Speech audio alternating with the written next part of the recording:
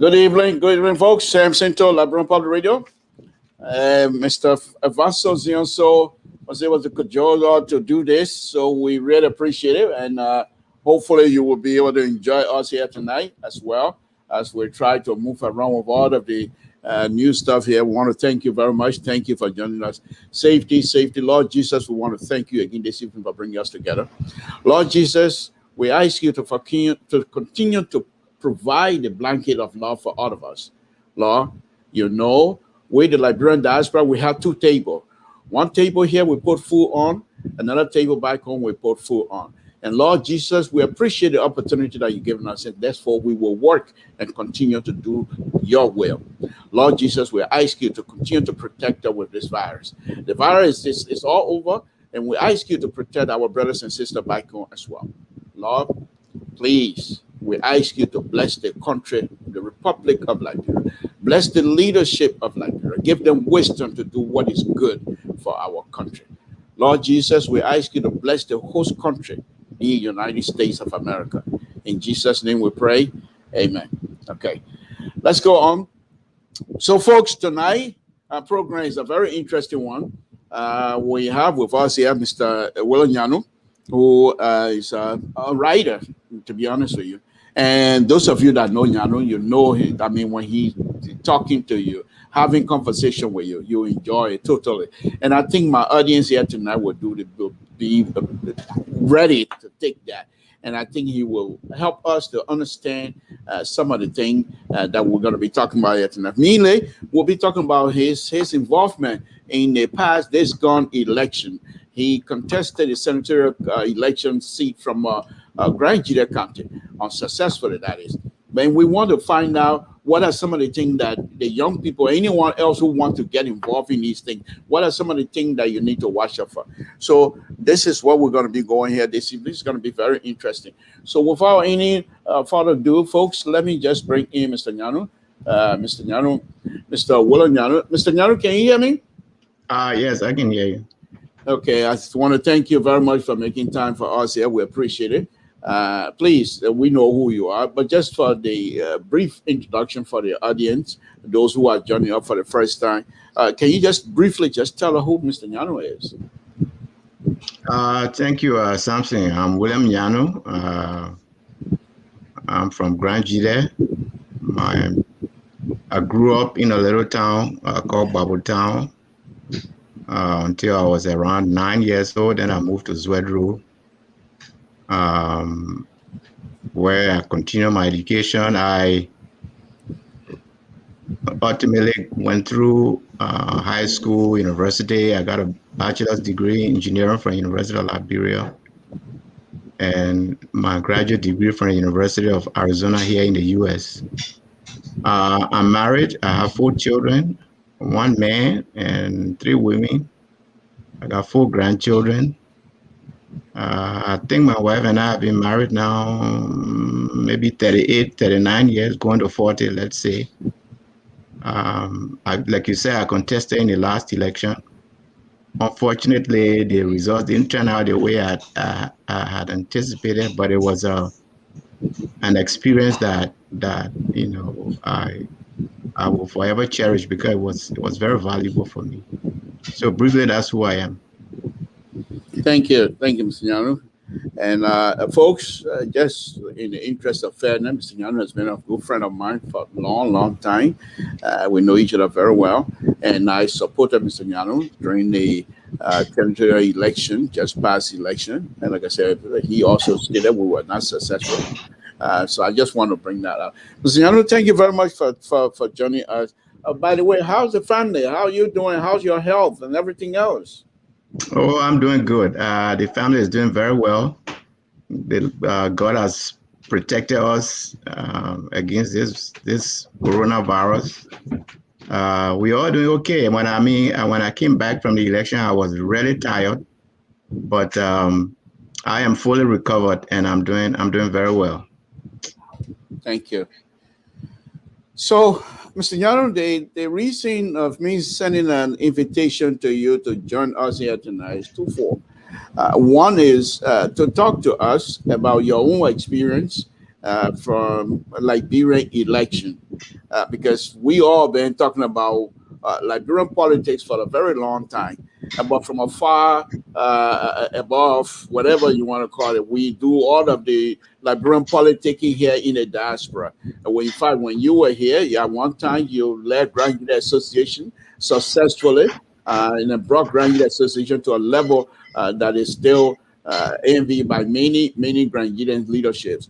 And so you have been involved in the grassroots politics for a very long time. But we, and when I say we, I mean those of us that are connected with you, have never been able to have the opportunity to actually participate in a Liberian politics or Liberian election.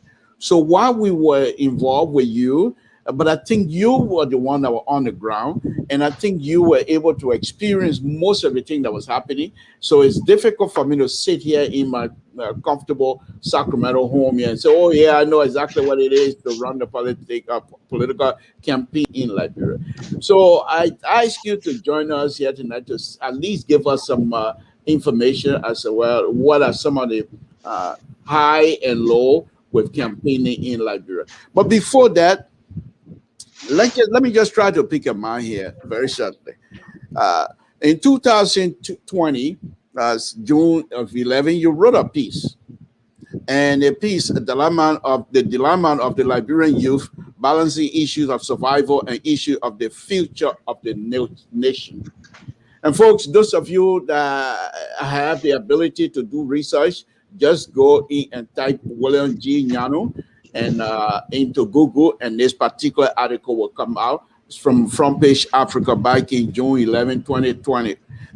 Mr. NYANUE, you discuss in detail, I would say, your own perspective of the youth of Liberia. And that perspective also, I would say, merged along with many Liberians here in the diaspora. So, but let me ask you this: since your participation in the election, where the youth, according to you, were 60% the electorate involved, making the decision how our future is to be forged. Now that you have participated fully, are your views on the youth before the election, and now that you're participating, your views changed or they remain the same? No, my views have not changed, Samson. You notice that the date of that article you referenced was actually in 2020, June 2020, and elections were in December. Right. And I actually wrote that piece out of the experience that I was having campaigning. You know, those experiences, you know, motivated me to write that article. So no, my views have not changed. I see. So if your view have not changed, let me ask you this then: have your view been intensified based on the fact that you have had more experience with the young people, or your view remain the same? And I will read some of them here, but I just want to see what are there some sort of intensity after your engagement with them, fully engaging the young people. No, again, no. My views have not. You see, I am not a spontaneous person, you know. So when I write or when I speak, it means that I have thought about that issue at length. I've, you know, made several observations, and then I speak on the issue or I write on the issue. The only thing you might say is that my engagement with the youth through the campaign kind of, you know, maybe kind of intensified, if that's the right word, my empathy for them. You know, a Liberian person, I feel sorry for them, right? I empathize with them. The issue they have to navigate in Liberia, the young people, is how do I pay my school fees? You know, I'm in Monrovia going to school, I'm renting. How do I pay my rent next month? right? Those are actual survival issues. And if they are in college, maybe they have a girlfriend, they have a child, and they're saying, how do I support the child, right? So those are real survival issues. And a lot of them put those survival issues, understandably, at the top of their priority. So if I am to choose between, say, for example, in elections, if I have two candidates, and one is knowledgeable, they experience, they will do good for Liberia, or they will do good for Grand GEDEH. But there's another one who is helping me with my school fees and helping me with my rent, but that person is not quite qualified. You know, the situation forces them to select the latter. And that's why I say I empathize with them. Because In why? fact, Go ahead. yeah, in fact, you wrote, Mr. Nyanu, said by virtue of their numbers and our new democratic disposition, Liberian youth practically hold the future of the country in their hands. Yes. And that is the Do you truth. still believe that? Yes, that is the truth. You know, because like that article say, they are in large number, right? So until we can bring them to the place where the issue of the nation, in our case, when we ran, will be the issues of Grand GEDEH, where those issues take priority. Unless we bring them to that point so that the decisions they make enable us to get quality leadership, unless we're able to bring them to that point, Liberia will suffer, Grand GEDEH will suffer. That's the reality. So also in your article, and I'm just going through them here, in your article, you also point out, you did some sort of a comparison when you were growing up in Liberia, the fact that you were blessed to have a team of good education in Liberia through LU and what other places. But you also mentioned when people like Bacchus Matthew and Chipote were trying to advocate for the Liberian society to be in a better position to know who their leader going to be. You also mentioned that the young people today, it seemed to be that they are giving their livelihood and their future to specific people or leadership to do the bidding for this leadership. And these people, they are not in it to actually do what is good for the country, except for themselves.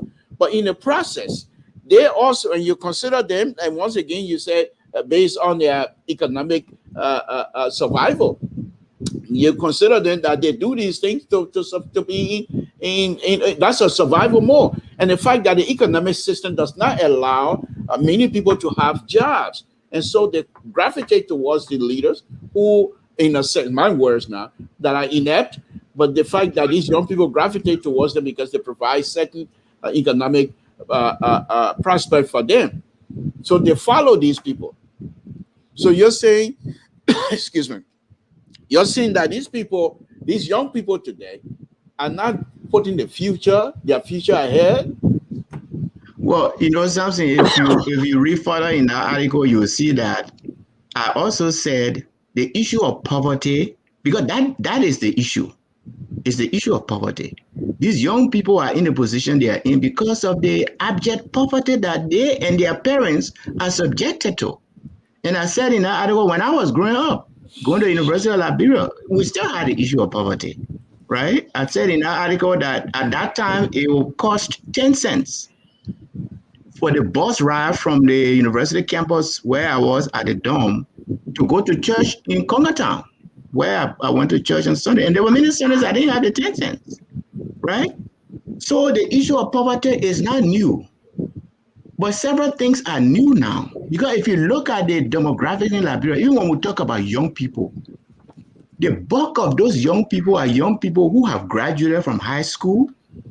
Some have graduated from University of Liberia. Few even have a graduate degree, but they cannot get job. They cannot get job. In our case, when we were, dealing with our poverty, we had reasonable assurance that if you were able to endure and graduate, you will get a job. So I graduated, I had a week to, enjoy my graduation and thing. And the following week, I went to work, right? And the same thing with all of my colleagues. We all went to work. You know, I cashed my first check at the housing bank there used to be on the way to Caldwell. Today is not that way, right? So these young people, they've gotten their education, but they cannot get jobs. So how do they survive? Because out of this experience, something I can show you, email that I've gotten of young people who will write me and say, Mr. NYANUE, I know you are the best for GEDEH. You know, I'm really behind you. But if people hear that I'm behind you, I will lose my job. You know, then I'll write them back and say, thank you, you know, don't lose your job, keep your job. There was one young man who called me and said, Mr. NYANUE, you know, I want to declare publicly for you, but can you talk to ABC so that they can protect my job? Right? That's the challenge that they are faced with. Now, there are other young people who are in their shoe who have the courage to say, I am not going to do it. I want to do what is best for Liberia and what is best for GEDEH. And they pay the price, right? They do pay the price. But there's nothing in life, and that's what I was saying. I also said in the article, everything in life has a price. And if you want, and you know, the more valuable a thing is, the bigger the price you have to pay. So we can decide to go for short-term gain, right? You will be able, maybe somebody will pay your school fee and you'll be able to graduate. And when you graduate, you may not get a job, but every now and then they will give you little money, $50 here, $100 here. And then you start having children. And then the system is still messed up. You can't support your children and you just go through the vicious cycle. Or we can go and pay the price, which will give us some pain, but the pain will be short-lived, and we can have a better country and we can have a better country. That's a decision that Liberian youth need to make. Do I just think of today, or should I be willing to pay the price for a better Liberia? Now, there are issues with that, you know, that we really have to talk. And that's what I'm hoping that I will be able to, you know, when I'm back in Liberia, that we can really have a conversation on this. Because some of the young people say, Mr. NYANUE, what you say is true. But some of these people, when we invest in them and they get in position, they don't even try to make the government better so that we can get jobs, you know, so that our lives can be better. You said they betray us. So even you who talking, how sure are we that you will not betray? And those are legitimate questions. So we need to have the conversation. And that was a conversation I was having in GEDEH, you know, and I was saying to them, look, especially when I'm in our towns and I'm talking to our elders and things, I said, those of you who are hunters, if you say you know, a hunter who hunt big game like elephants, I said, you go hunting, how do you know where to find the elephant? You look on the ground. Because all the animals in the bush, except the ones that are in the trees, they all have footprints. So you look on the ground and see, and if you're a real hunter, you will distinguish the footprints, right? You will know which one is from a deer and which one is from an elephant. That's how you find the elephant. So if you're looking for who's going to be good for Liberia, who is going to be good for GEDEH, you look at people's track records. That's what we're telling our people. And I think that's what young people need to do. Would this person lie? Check their track record.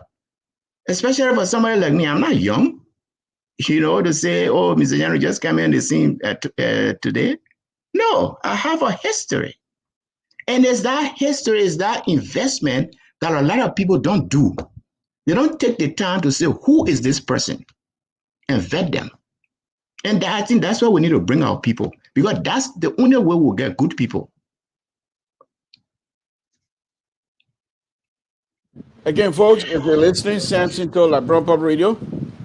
So, Mr. NYANUE, I know we're going to go into other subject matter here, but let's see if we can expand on this a little bit more. From your own experience, do you think these young people have the ability to be engaged fully and understand just what you've just explained to us?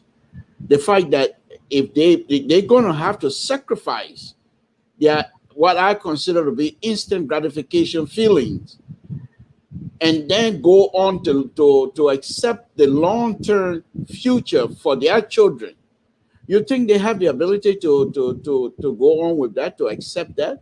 And even if they allow that and they say, yes, we're going to do it, how do you then talk to those who are in charge now that might turn to mean them with position and things like that, and which, of course, they're afraid of? How do you merge those two together? The fact that the young people themselves afraid to accept reality, because by their accepting reality, those who are feeling them right now will no longer be able to do that kinds of work, because the good people will come in and they themselves will be falling on the wayside. How do you square those things? How do we get those people to understand what you're saying? That's a good question, Samson, and that's what I really been saying. Um, because where there is no sacrifice, there can be no gain. That is a basic principle that I think everybody needs to understand. In that article, I talk about the young people that are following people like Bacchus Matthew and Tipote in the 70s. They were, I mean, I knew, a lot of Granadians that were, following Bacchus Matthew, that would die for Bacchus Matthew. And Bacchus Matthew gave them nothing, not a penny. I mean, they go to the house and they cook, they will eat, but he didn't give them any money. But the hope was that Bacchus Matthew would become something one day. They were thinking that maybe Bacchus Matthew would become president and they will be okay. It was the hope they had, right? They say, okay, we will sacrifice. And that's what I'm saying. That's why I'm saying this conversation needs to be had at two levels. One is to talk about and to the young people, right? And the question of whether they are able, they are more than able. I met a lot of smart young people on the campaign trail. They are quite able, right? But they are saying, and that's the second level. The second level is they are saying, but can I trust this person? I mean, look at CDC, for example, now.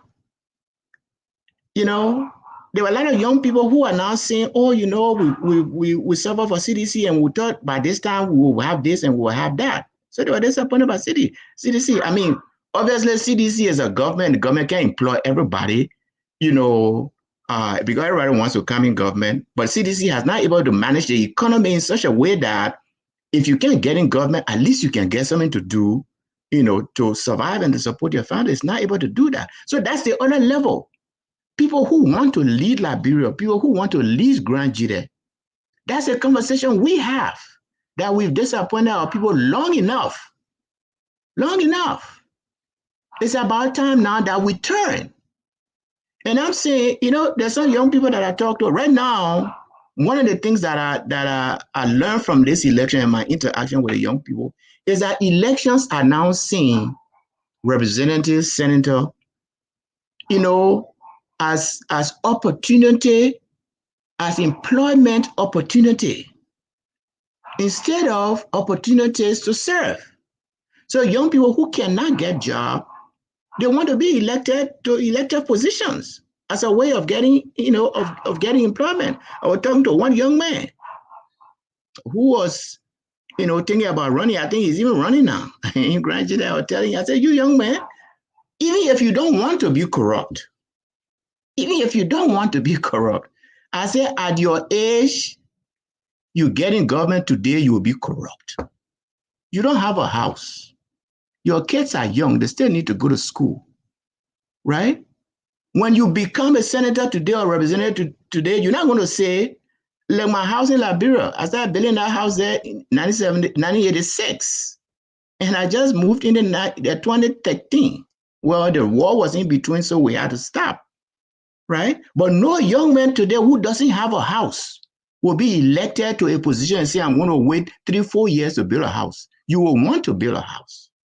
You want to send your kids to good school. Where will the money come from? In the meantime, your constituents are coming to you every day for help. Where do you get the money from? So if you are not settled, you will be corrupt. You're just lying to our people. You'll be corrupt. There's no way. It's not rocket science. So yes, I saw young people who I know are quite capable, they are smart. In fact, one young man was working with me from the beginning, and he wrote something one time and he sent to me that he wanted to he was in our media group that he wanted to publish. So I was, that day I was about to go to church when I think it was an email or something on Messenger came, and I read it, and there were mistakes in the thing. And I said, after church, I was going to, edit and send it to. So I wrote him back and I said, the thing is good, but there are a few mistakes. So I'm saying, the guy was able to read it and find the mistakes. He sent it back to me. He corrected all the mistakes. Young man, right? So I know they are capable young people. The thing is, they are at a place where, like that article said, they have to choose between doing what is right and surviving. And that's the issue we have to deal with.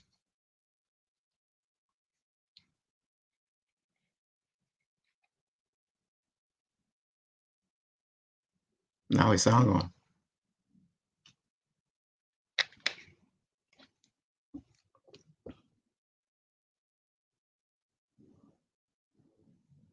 Sorry, my fault. This is fairly new to me here, so I have myself muted. But anyway, folks, as I was saying, this is Mr. NYANUE. We're talking about Mr. NYANUE here. So if you have the opportunity, you want to read the article we're talking about, it's there on Front Page Africa. There's a lot of meat in it. And we're just trying to skim over it right now. Because we're going to be moving on. Mr. NYANUE, thank you very much. Let's move on to another thing, still in the electional process. What you care to talk to us about your engagement experience with the voters, not specifically the young people, but first with specific Grand GEDEH voters. What do you make of them? What do you think happened? How do you think, with all of this positive, what we thought were positive messages that we were giving, why you think we were defeated? That's a good question, Samson. I'm asking the same question myself every day.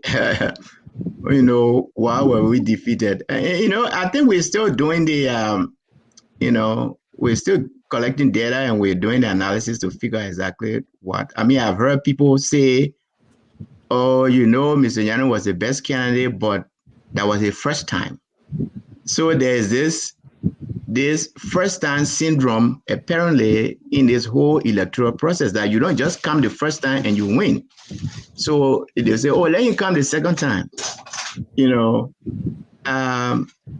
that's what people are saying. The thing is, the thing that I learned, because I'm saying, like I said, even though we didn't win, but that election gave me a view of Grand GEDEH that I never had before. I mean, I grew up in Grand GEDEH. I grew up already in Babotown. I went to school in Zwedru. But I didn't know Grand GEDEH beyond Babotown and Zwedru. When I'm going to Monrovia, we're in the car, I will see what's in Toll Town and the towns along the road. Right? Grand GEDEH issues, yes, I'm aware of Grand GEDEH issues, right? Our educational system, the economy, health system, those things I knew. But I didn't know what it was like, for example, in Zwaya. How to even get to Zwaya. I didn't know what it was like in Bojiwon, right? I didn't know those things. And for 2 years, I had an opportunity to see and to know those things, right? So for me, it was rewarding that I now know Grand GEDEH better, way better than I did before the campaign. The thing that, about the election is that it's also a cultural issue. Our people have a culture. When a stranger comes in town, you welcome the stranger, you treat the stranger well, right? You get them the best of food. But it's just being hospitable. And that transferred to elections. So you get in a town and everybody will come singing and they will stay up all night and, you have fun time. And sometimes we mistaking that jubilation for support. It may not be support.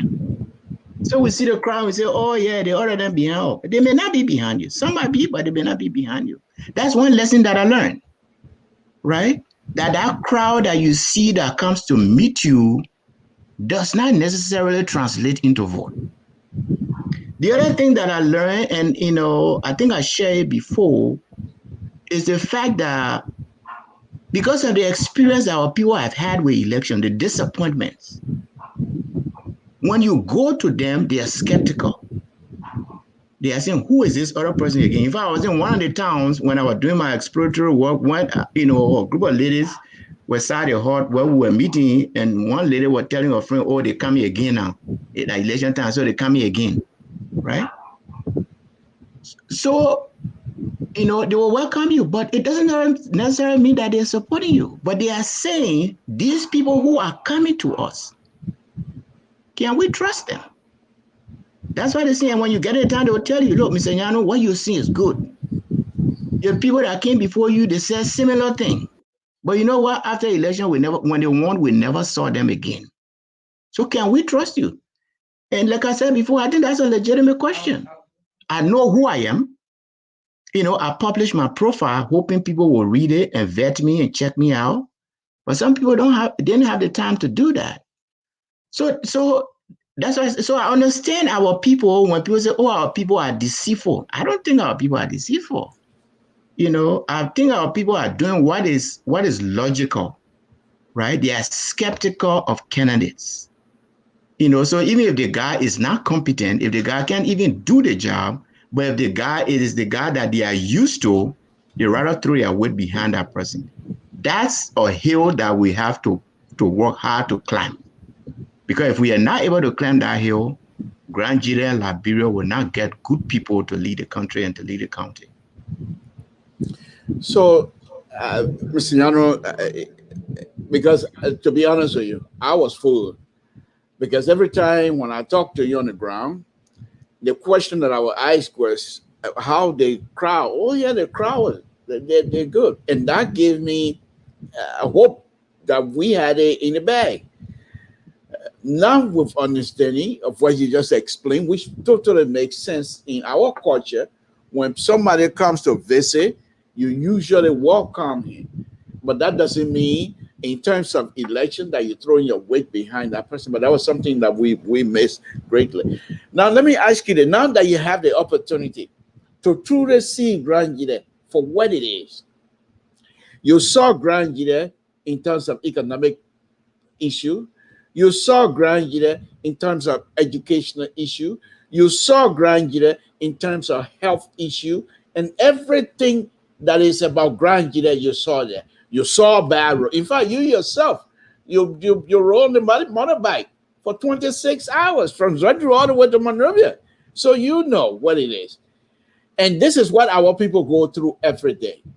The question that I have for you before I move on to another one, Mr. NYANUE, is of all of these ills that our people are facing, which one you think that is of dire need and that must be addressed immediately? Not only you, but those who are in office.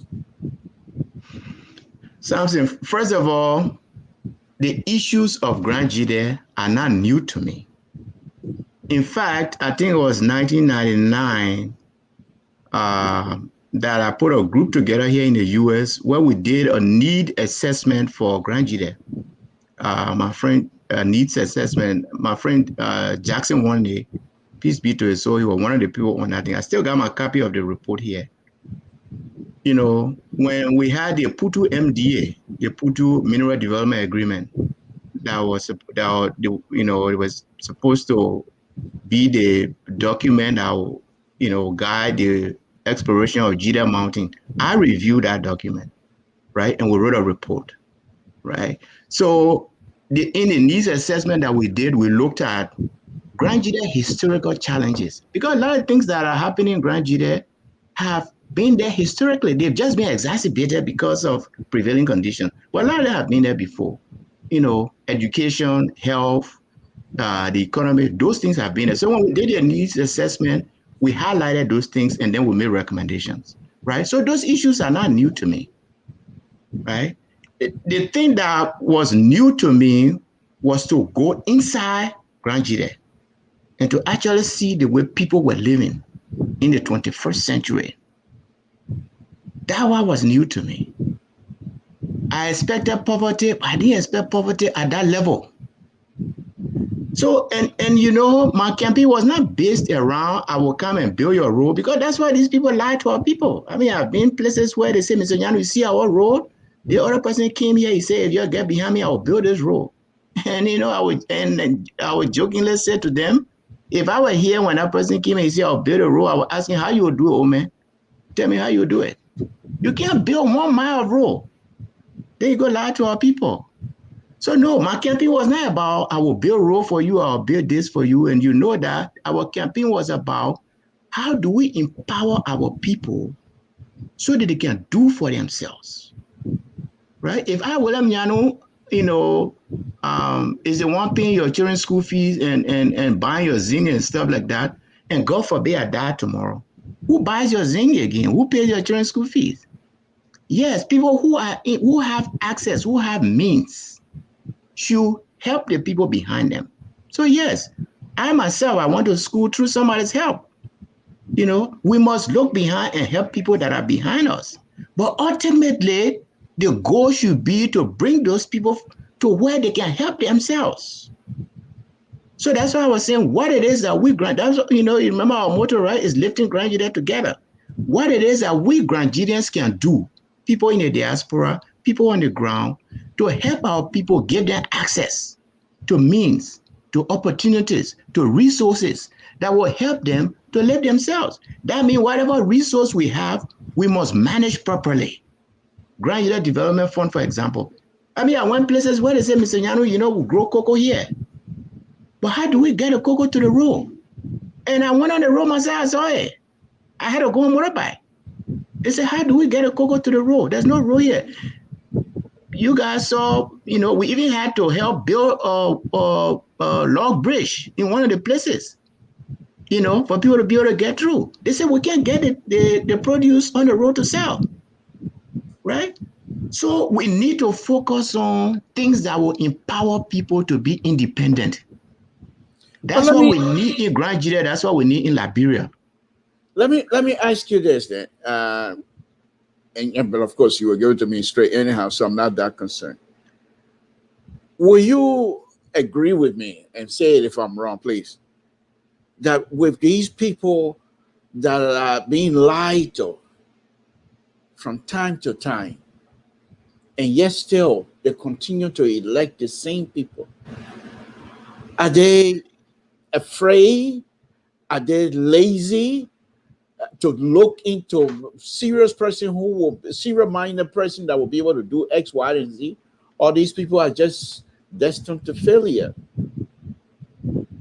No, I don't think so, Samson.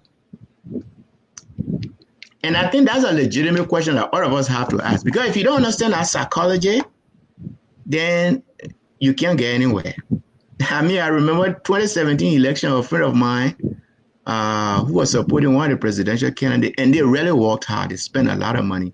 And after the election, he told me, he said, Bill, he said, I give up on our people. He said, our people are too deceitful. He said, I give up on them. You know, that's one way to look at it. I don't look at it that way. I don't think our people are deceitful. I think our people are making rational decisions. They might elect the least competent person, but the reason they do that, I think they do it for two reasons. First, the little $10 or $20 they will get from that person during the election time is a lot of money for them. They're not looking at next week or next month or next year or 5 years down the road. I can get $20 now. And that $20 might help me maybe buy my child uniform or buy a bag of rice. That's what is important to me today.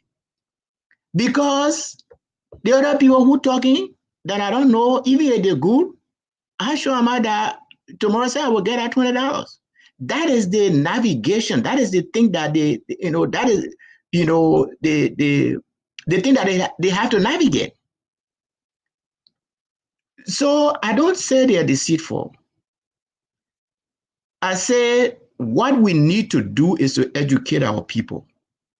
Because the paradigm they are looking, the prism that they are looking through to determine who will do what is not helping them, and it's not helping us, and it's not helping the county, it's not helping the country.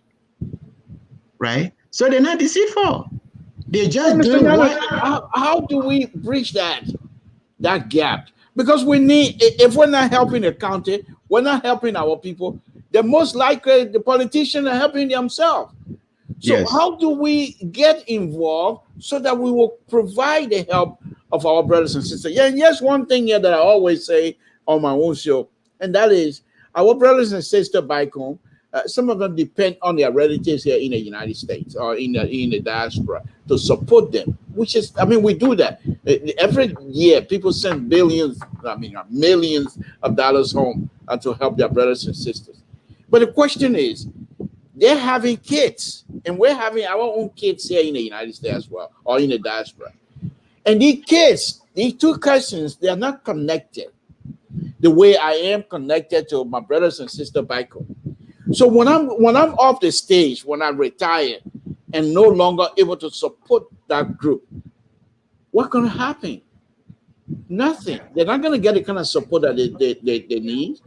And then things will just start going from better to worse. So the question that I'm asking myself, and I keep bringing up this, and I'm asking you, how do we get it in the mind of our brothers and sisters to say elections matters, and that if you're going to elect somebody, don't elect somebody based on couple.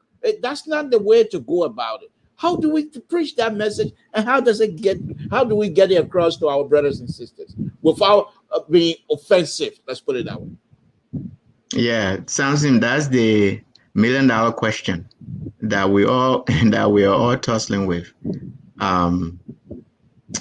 You know, I think it all boils down to education. Because I know, even for my own campaign, I know what happened. You know, when the results came, there were a lot of people who were planning to do this and do this and do that in Grand GEDEH. Oh, I'm going to go. Oh, now when you go, I'm going to do that. And when the results came and we didn't win, they scrapped all those plans. So, Mr. Nyanu, I'm not going to do this again. I'm not going to do that again. So it's a legitimate question you're asking. And I think that, you know, because the way people get swayed from one side to the other, the two things make people to change their mind. One is what they hear, right? So if I go talk and they look in my eyes and they say, oh, this man here, what he talking, we think it makes sense, you know, they can be, because I know I've had the experience where people will come to me into the house and they'll come with the normal thing, they want a little money from me, and, you know, and I could sense that they just want money, you know. But then I have a conversation with them. I give them a little money and then I have a conversation with them. And in the end, they seem to forget the money. And to say, Mr. Nyanu, you know, I never thought about this before. In Bewedi, in Nyao, I remember I went to Bewedi and I had this town hall meeting, you know, and then at the end of the town hall meeting, a lady got up and she said, Mr. Nyanu, he said, you see me? He said, I used to go to school in Zwedru. She said, I started in the 10th grade. But she said, look at me today, I'm here making fun. She said, the thing you're talking is not about me, it's about my children, right? And that lady came to that conclusion after I had talked. So just imagine if I had an opportunity, or somebody else had the opportunity to go beyond just talking, to really do something that they can see. You know, I talk a whole lot about agriculture. I have a farm in Grand GEDEH that, you know, I mean, I'm going back to Liberia in a few months. We've been investing in the farm. In fact, I just got videos from the farm today that I really want to go and do something in agriculture, because I've been talking about agriculture, you know. So the people can sway by what they hear and what they see. So if we are able to keep talking to our people, especially young people, that's one of the things I was doing, and that I hope, you know, when I have time in Liberia, that I would do. It's not to have big meetings. Maybe, you know, 5, 10 young people can come to my house, or we'll go somewhere, have a conversation, have lunch, and then talk about these things. We have to educate the young people. There's no other way around it. We have to educate them. I used to tell them when I was on the campaign trail about my friend. He's here in Spokane, Washington. The guy has a PhD in education. He was telling me how he went to school. And that was the example I was giving our people and why he went to school. He said his father was some chief in their area. And the district commissioner from time to time will send soldiers to go collect taxes. They bring a letter, and then his father will look for someone to read the letter, or when they pay the taxes, to look at the receipt and make sure the receipt was correct. So he said, one day, father just go and say, you know what? I'm tired with calling different people to come read my letter and do this, so I'll send you to school. He said, I'll send you to school so you can read my letter. He said, I went to school. So what I used to tell our young people is, you are the one who went to school. You are the one who knows what it means to run a country and to run a county.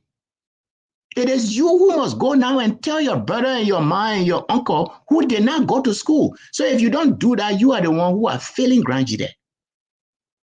You are the one who are failing Grand GEDEH. And we need to have that conversation with them. There's no other way around it. Mr. NYANUE, I understand your position correctly. And I think as far as Grand GEDEH and then most likely Liberia as a whole, you have the Liberian diaspora that are doing well for themselves, educated themselves, and able to amass some worth or whatever you want to call it. But these people seem to be rejected by their brothers and sisters back home. And so how do you resolve that if you really want to engage? Because the idea that you just explained to us, many of the Liberian diaspora, whether here in the United States or even in England or whatever, they get that. Because this is the kinds of stuff people, they hear most of the time how development comes about by people being involved and being sincere. But our people back home seem like they missed that.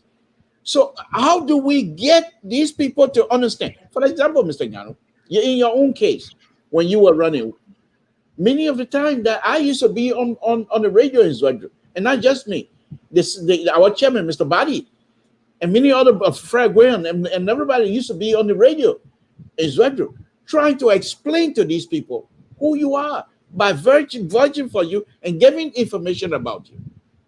In fact, they will come on the radio and say, you're from one of the guy, Didi McLean. That's something to stay in Liberia. Let you stay in America, man. We're talking Grand GEDEH thing and you can't bring America. See, I'm a crown man of Grand GEDEH. And here's another crown man of Grand GEDEH telling me that I should stay in America. They are talking Grand GEDEH thing. Mr. NYANUE, how do we have these? And I'm just trying to pick your mind because you have been involved. You're pretty much like a looking glass right now for us, because perhaps we can look through you and see what other people are feeling about us, and then perhaps we can see it. So if you can help us out to understand that, I will appreciate. What do you think these people are? They afraid, or they just complete think that we're no longer part of that community? Yeah, Samson, that's another issue, and it's not just a Grand GEDEH issue. I think it's also a Liberian issue. I mean, even when I was doing my project there in Liberia, I heard from quite a few young people who just resented diaspora Liberians coming to Liberia and working. In fact, one of the guys that I was working with, he was from Lufa, and he said when he and I will get in this conversation, he would say, "But Mr. NYANUE," he said, "it's not fair." He said, "I am from Foya. And you think I will go to Foya and take money from Foya and send it to Monrovia? Because that's what people from the diaspora do." And then I said, "But how about me do?" He said, No, I'm talking about you. He said, "They come to Liberia here, then they take our money and then they came to America." Right? So it's not just a Grand GEDEH issue. In fact, I was in one town during the campaign. That was, I can say I'm a patient person, right? I'm a cool person. I don't get angry very easily. But I almost got angry during the campaign, Samson. In one town, my patience was tested. Because in that town, there were two people, one lady and one gentleman. And they were saying, what we are saying now. Why we want to come from America and come to Liberia or come to Grand GEDEH to look for a job? In fact, the young man said, when I hear somebody from America coming to run for a position here, he said, it can make me angry. So, I tried to explain to him, but in the end, I said, you know what? I said, if what you have is working for you, then keep it. But I said, that's a decision you have to make.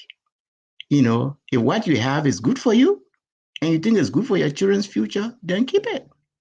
Right? So that's a legitimate question. But here's how you have to look at it, Samson.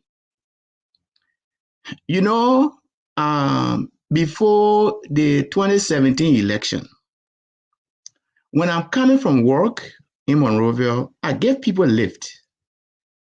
And, and when your young people get in the car, they will be discussing all kinds of issues. I mean, every day they will be discussing politics because election was coming then. And then we will be discussing this person and that person and this person and that person. And this young man that day, were discussing. And then I started asking him questions about capacity. Can this person do this job? Are they knowledgeable enough? Do they have the experience? Do they have the courage? And then he said, Mr. Nyani, he said, the different way the person doesn't have all of these things that you are talking about. But he said, you know what? I'm supporting that person because if that person becomes president, when I take the phone and call, even if he doesn't answer me, there are people around him that will answer me. So it was an issue for this young man of access. He needed access. So people who are afraid of people from the diaspora, I mean, there are two groups of people. The political people who are afraid that you will take their job, and the young people who do their bidding. I mean, these are the two people who are afraid. For the politician, they are afraid that you will take their job. It's not about how do we build Liberia or how do we build a better Grand GEDEH. No, it's how do I stop competition? Because when these people come, I can't compete with them. Then the other people on the other side are saying, this is where I get my daily bread now. Even though you say the guy is not competent, he's corrupt and this and that, but that's where I get my daily bread. So you in America that I don't know when you come, where would I get my daily bread from? These are the two camps, right? How do we surmount this Mount GEDEH? Again, like I said, it's through education. Because during the campaign, I used to tell people, look, for me, politics is a competition. It's not a war. We're not fighting a war. You go play a football game, you play as hard as you can play. When they blow that final whistle, the game is over. Whoever wins, wins. You shake hands and you go home. Next time you play another game. That's how I looked at politics, right? And a lot of people didn't understand that until the campaign ended. And I went on the radio to congratulate the people. At that time, the contest had not been fully settled. It was between Mr. Yaya and Zoe Penu. So I congratulated, I'd say whichever one of them will win the contest, I congratulated them. And people were shocked.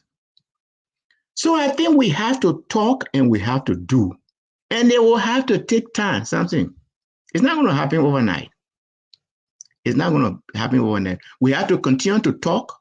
We have to continue to set example. We cannot get angry. Anger doesn't help anybody. We have to understand the psychology, why people do things the way they do them. And then we have to figure out a way to deal with that psychology for us to get what is best for Liberia and what is best for Grand GEDEH. Okay, folks, that's the voice of Mr. William NYANUE, who is here, my guest this evening, giving us some wonderful insight of what is happening. Mr. NYANUE, let's move up the ladder. Let us get to Liberia, Liberian politics. But before that, let me ask you this. Like I said, you've been involved with Liberians and Liberian issue for a very long time. In fact, you wrote a book, which was the book of the war experience from your perspective. So, the question that I have is, what is happening now? And I'm not blaming that on this government or past government, but I'm just saying what is happening as Liberians.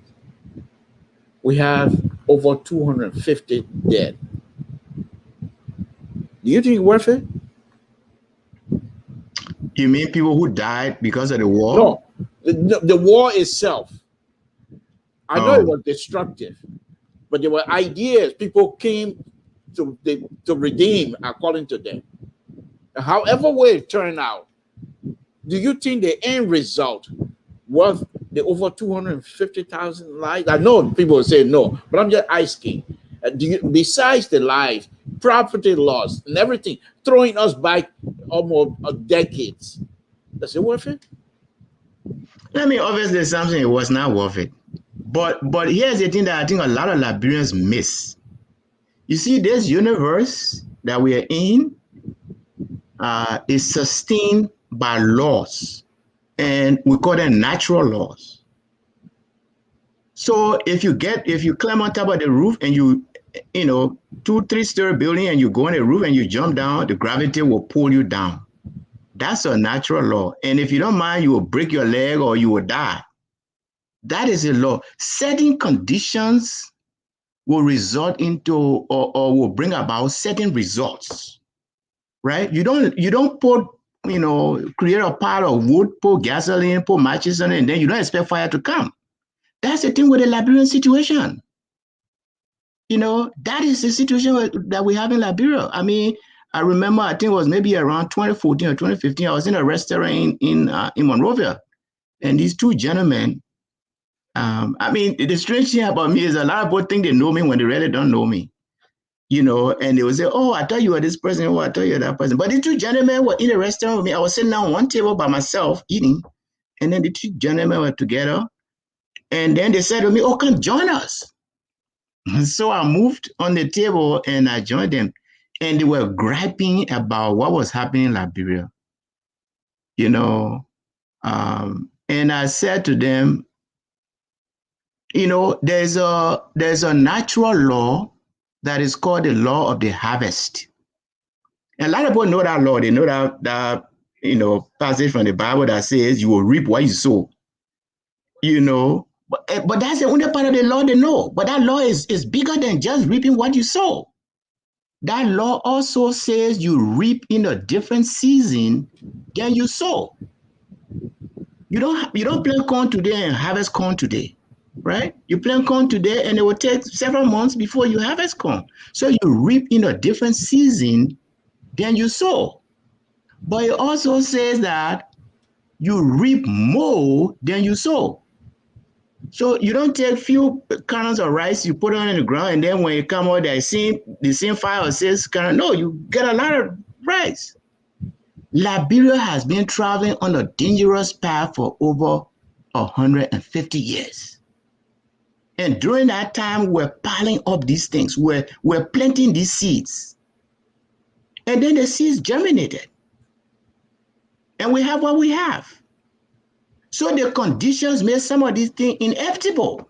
1980 coup, as terrible as it was, it could have been avoided, but the conditions that were created in the country over the years just made something like that inevitable. And the same thing that happened to the war, right? People came and conditions were created that fueled the war. And so even though everybody knew, or most people knew, that it was a dead end, you were just destroying the country, but the conditions that were created made that possible. So it's not about looking back now and say, was it worth it? Of course it was not worth it.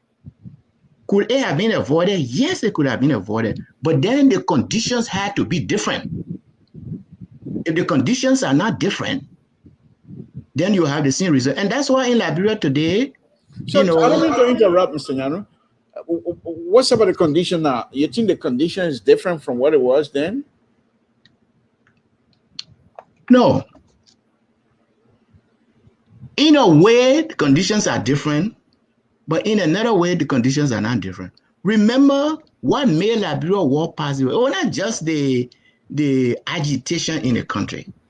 It was also what was happening in the region, right? Taylor was able to get sanctuary in the Ivory Coast because Ivory Coast and Liberia were not on term. Sierra Leone on the other side, the conditions were bad. So you could create sanctuary for people who didn't like Liberia. Today, those conditions are not there. So that's why when people talk about, oh, Liberia will go back to war. I don't believe it. The conditions are not there to, somebody can shoot gun here and there, but to sustain war in Liberia, the conditions are not there. Ivory Coast is not going to harbor any rebel group to fight Liberia. Guinea will not do it. Sierra Leone will not do it. So those conditions are not there. They were there when the war that we're talking about now started, right? So I don't believe Liberia is going to go to war. Will Liberia could become ungovernable? That's a possibility. That is a possibility. What we have and that's why I think people who are in leadership, this is not about this party and that party. It's about what is best for Liberia, right? What is best for the majority of the people. The thing that needs to stop in Liberia, you know, you look at Liberia's export commodity, they say on the world market, these prices are low and stuff like that, so Liberia is suffering. But that's not an issue in Liberia. I think any group of people will be willing to sacrifice as long as the sacrifice is shared. We are all in the boat together. We are all sacrificing for the future of our country. What is happening in Liberia now that I think it behooves those who have the means and the access to do something about is the fact that the sacrifice is not being shared. It's not being shared.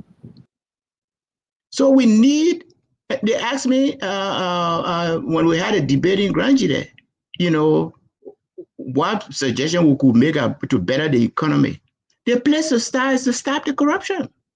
That corruption is really gone through the roof in Liberia now. You can't debate it. You can't debate it. NYANUE, that's a good point right there, because that was going to be my next launching pad. But before we do that, I have a video here from the late Ghanaian president, Dr. Mill, where he went to the custom office and let him have it. So let's listen to that, and then we'll come back and see if you can help us understand that as well. That I should let you know. I was waiting for the announced video to be shown, and that confirmed the reports that I've been having all along. Officers of customs, you are Ghanaian citizens. You have to help us to build a better Ghana. But if this is the kind of behavior, this is the kind of attitude that you have, you are not helping us in any way. Indeed, today, I came to express my disgust and my revulsion at the way some of you are helping to erode the benefits that we are making or we have to give to our people. You are in charge of revenue. Every day we hear reports about malpractices. People collecting bribes with careless abandon. People who think that they are entitled to take bribes. How can we get rid of corruption? I'm not saying that nobody should appreciate the work that you are doing. But when you make it a condition, somebody should give you some money before you perform your duties. I've known customs for quite some time. I was Commissioner of Internal Revenue. And the announced video confirmed the fears I've had for quite some time. Look at yourself. I want to talk very frankly to you. Somebody joins customs, 2-3 years, the person is putting up a building. The person owns a car. In what organization will it take you 3 years to build? And it is not the exception. It is the rule. Very often, my Minister for Finance is worried about the fiscal gap that we have. And your duty is to collect, to display transparency in the way you operate.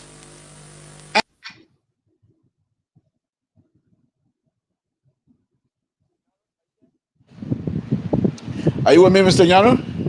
Yes. Are you able to actually understand, to hear the video?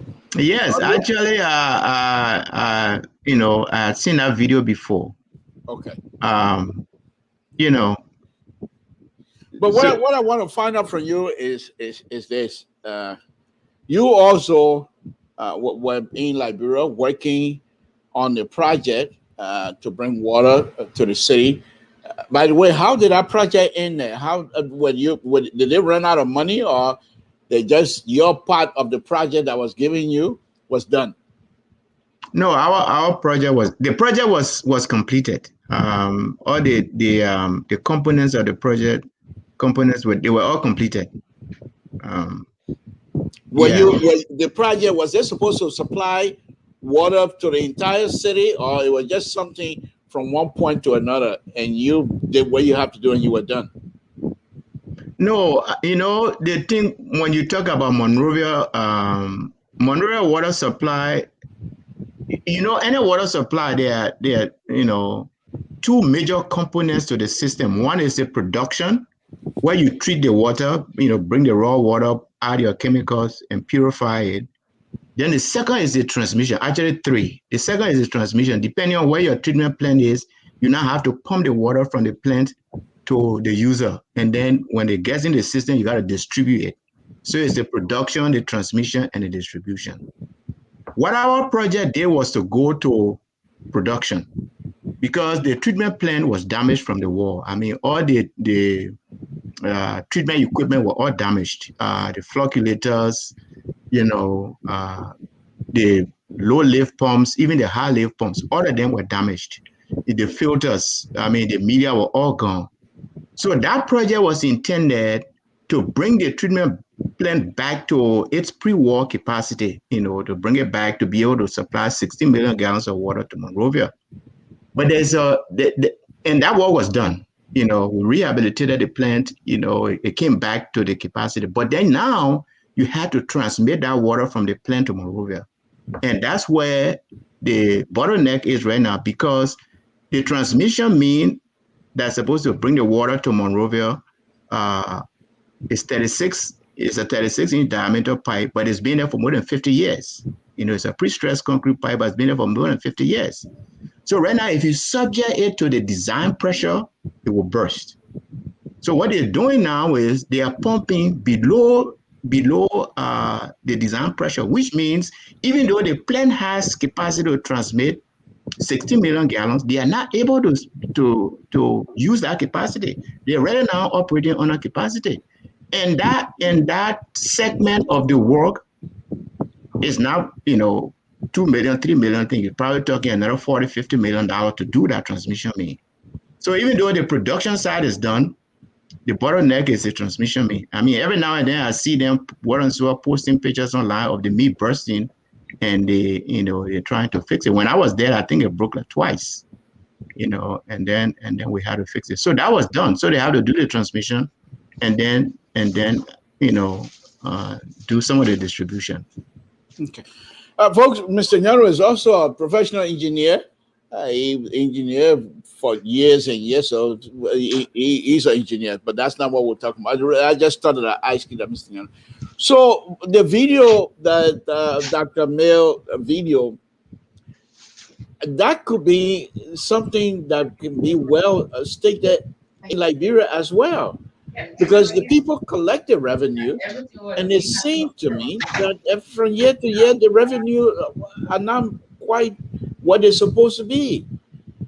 So do you think this video can be applied in Liberia as well?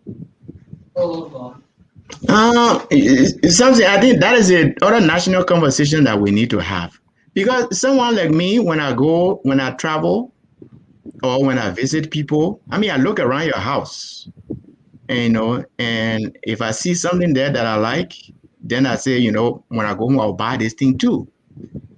And a lot of Liberians do that. Like our house in Monrovia, our ceiling is well done, well done. And some of my friends will come to the house, they look up and they see the ceiling and they say, "Who did your ceiling? Can the person come do my ceiling too?" And I've had instances where people took their ceiling down to replace it with a design that is in our house. Why we don't apply that same logic and mindset to national issues, I don't understand. How is it that our leaders, and not just, the current leaders, but historically, especially during the past few decades, how is it that they can travel and go to other countries and enjoy the conditions there, and then they come home and they are content with the fact that when they get in traffic, they will have the siren and all the cars will stop so they can pass, but then everybody else is stuck in traffic and it doesn't bother them. And they cannot say it bothers them when they are not able to manage the resources. Like the video said, somebody just got employed, and within 3 months, 6 months, they have a fabulous house, right? I mean, I saw recently a young person who didn't make,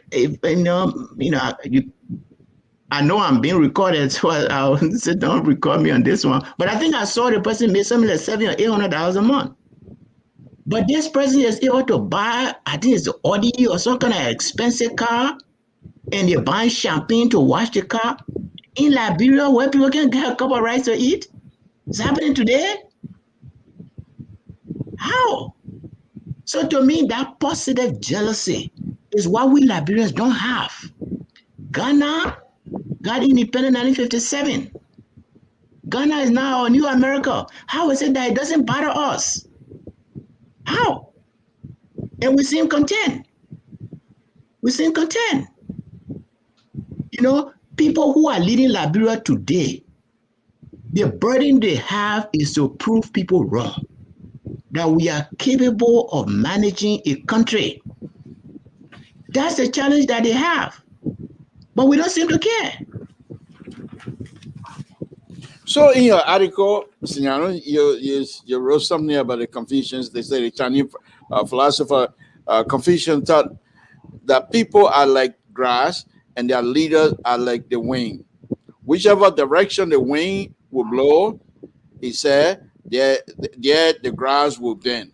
Translation: as the people's leader go, so go the people. Do we still have that kind of situation happening today in Liberia as well? No, but I think it's something. I think I would even equate that to a natural law. I mean, I don't know people who been when I'm in leadership. I know that there are certain things that I do that if I did, that will undercut my leadership, right? If I lie, if I steal, if I'm unethical, they will undercut my leadership. So I know those things, right? But you see, where Liberia is today, with all of the infrastructure deficit and the bad economy, we're not the first nation in the world to be there. A lot of nations have been there. How have they gotten out? They've gotten out because they got the right leaders. So it's true, Confucius was right. The leader is like the wind. I mean, all of us who are old, when talking with, higher height, from mat to mattress, he came with safari suit. What everybody in Liberia are doing? Everybody in Liberia are wearing safari suit. That was everybody should go to work on time. Everybody was going to work on time. The leader sets the agenda, and this is the illusion in Liberia, something that every time I hear it really offends me. When they say, Mr. NYANUE, the leader is good, that the people around the leader, that's an illusion. It's an illusion. It never happens. The leader will always have people around him or her who are like the leader. That is also another natural law. There is no way a leader, I mean, like me, something, I take my Christianity very seriously. And when I was, before my wife and I legally got married, I was at University of Liberia last year, my first year at university, and last year in high school, she was in Zwedru. And my friend on the dorm used to joke me and say, you say now you're waiting for that woman, you know what woman doing in Zwedru? And I would tell her, you know what? I'm worried about what I want to do in Zwedru. I worry about what I'm doing here. Right? So I'm saying, as a leader, the way you go, the higher people will go. There is no way people who knew me to be like that, they myself could not be friends if all they wanted to do was to chase women and to run around. No way we'll be close friends. It will not happen. That's why the scripture say, what fellowship does darkness have with light? It doesn't work. The word fellowship, I mean, when I was teaching Bible Sunday school, the way we used to break it down to students was, fellowship means fellows in the same ship, right? They are fellows in the same ship. How y'all be in the same ship? Y'all can agree. Y'all would dump the ship. So there's no way the leader will be I'm good. sorry. I have to laugh on this one because as you were talking, I'm thinking about Liberian leadership and how much things that are happening in life. No, but on a very serious note, Mr. Yano, what if these people do not have the integrity to be able to sustain them? What if these people do not have the mindset, the leaders themselves, do not have a strong will to resist that kinds of behavior from the people around him? But yet still, he's the leader. How do we deal with that? Well, but Samson, that is a good thing that has happened in Liberia. Over the years, before 1980, your elected leaders were basically given to you, right? The people didn't really have a choice. If the True Party meet and they say John Brown is the standard bearer, he became the president. If they come to Grand Jury and say, Peter Paul, that you're senator, he our senator. That we have to thank God that has changed. The people now have a voice. The people now have some power, right? And it's important that we support this system so that the ballot box really becomes our arbiter that will settle our dispute. So if somebody comes there, if we think the person will go and the person comes in, the person is not doing well, we must be able to peacefully remove that person when the person's term is over. Again, it goes back to all of the things that we are saying. Because if the electorate, the people who are supposed to make that decision, are using different yardsticks to determine who should be there, then the person can be by and the person will still be there, right? So it's not just just a simple thing. If we want good leaders, the people who are electing people must have the correct yardstick to determine who could be a good leader, and who will not be a good leader. As long as they are not doing that, then then the system cannot work. So let's look a little bit into it, and that will be the last question here, and then we can try to open the lines for people to make a phone call. We've been at this thing going to an hour and a half. I know you have a lot of things to do. You're very busy, man. But let me ask you this, and I'm glad that I'm talking to Mr. NYANUE, who is from Bible Town. He's not from Bensonville. And Samson Toll, who is also from Toll Town, grew up in Toll Town. So the question now is this: what happened between the civilized, well, not that's the wrong word, I take it back. What happened between the Western culture and our Grand GEDEH or African or Liberian culture? For example, the Western culture, they say you're allowed to marry, you only marry one woman. The total culture or our culture, you can marry as many wives as you want. Just make sure you're able to provide for them. The Western world say what does not belong to you, you don't touch it. That also is in our culture. You can't go around taking people things on the farm. You didn't make that farm. You don't go taking it unless they give you permission. So that part of the corruption is not part of our culture. But what is very interesting, what is in our culture, is that the Western world, most of the time, they tend to be for themselves, me and my family.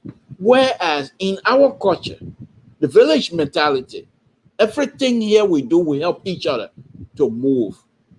How do you square those things that are not matching? And yet still, we want to get ourselves into this position of being following the Western style of living. And yet still, when we leave from here, we practice all of that here in the West. But when we leave from here and go home, the confusion starts. How do we deal with that, Mr. Nyanu? And then I'll open the line up for the folks to call in. You know something, yesterday I was really happy because I completed the draft of the last chapter in the book I'm trying to write. So I got a few people who are reviewing the manuscript, and those are some of the things that I attempted to provide at least my own insight about. You know, societies, Bladin said, you know,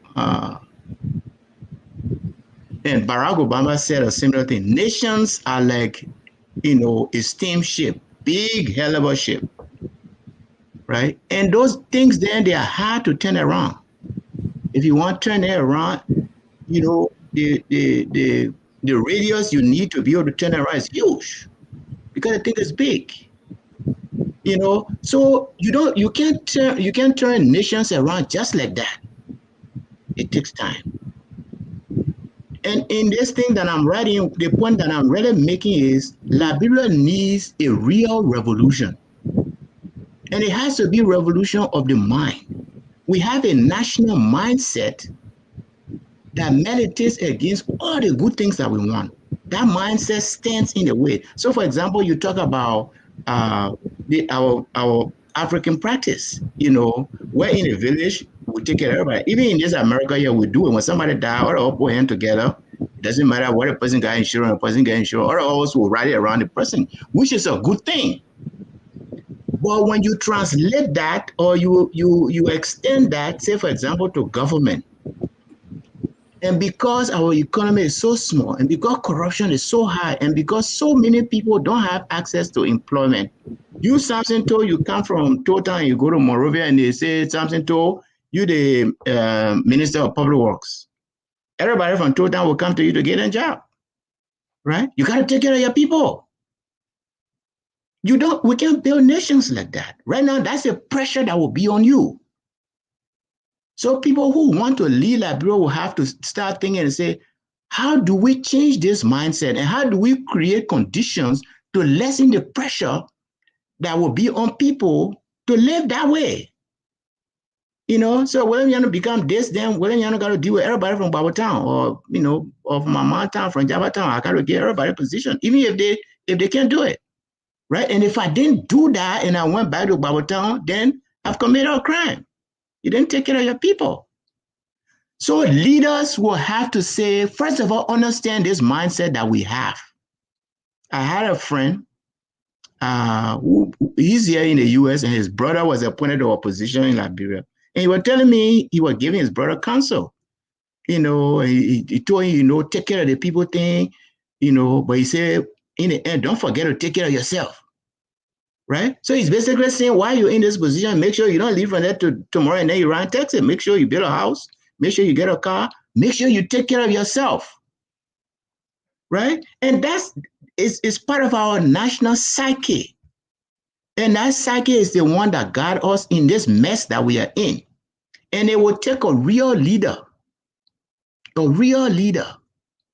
who will not tolerate corruption.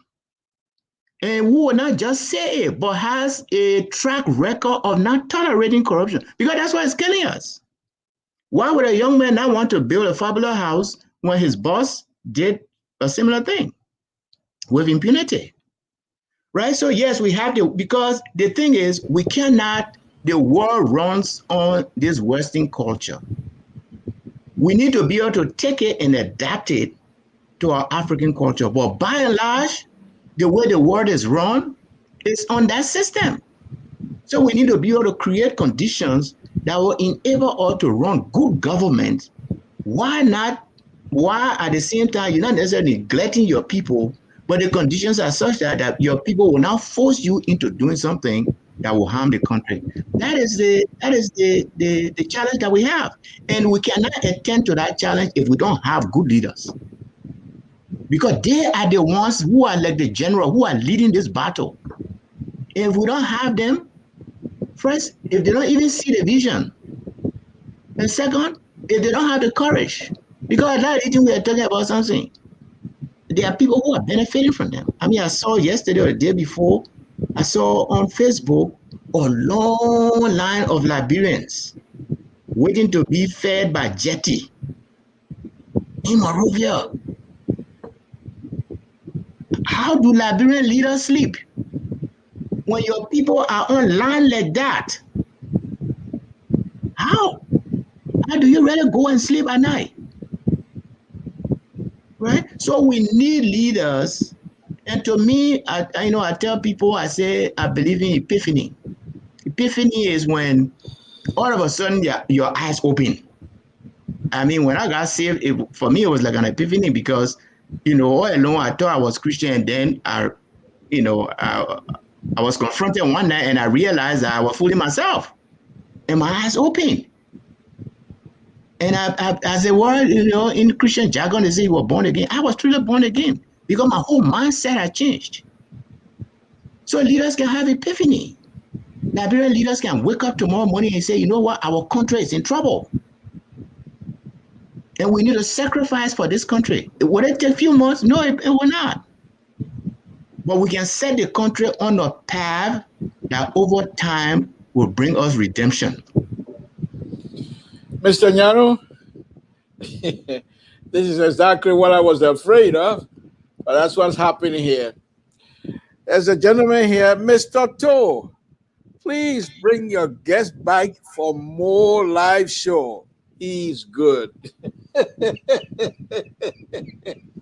And there's another guy who replied, Matthew, he said, well, I agree with you.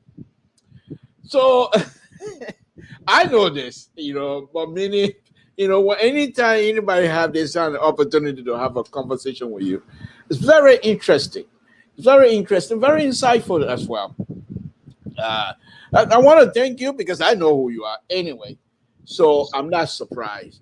I think you have given us some wonderful stuff here tonight. We will continue to do that because I think we can get a lot of you as well. Like I said, you're a writer or engineer, a politician, a Christian politician. Now that's a different that's a different one. So, but we will talk more on this here. Let me go ahead and open a line and see if anybody want to make a call. We've been out here now, and we'll just give ourselves maybe 5-10 minutes, and we'll be calling it quit for the night, and then we can make another arrangement, hopefully, to discuss with you, folks. The number is over there if you want to call. The number is scrolling over there. So, but I'll put it up here as well, so you can give us a call. So we can have a conversation with Mr. NYANUE.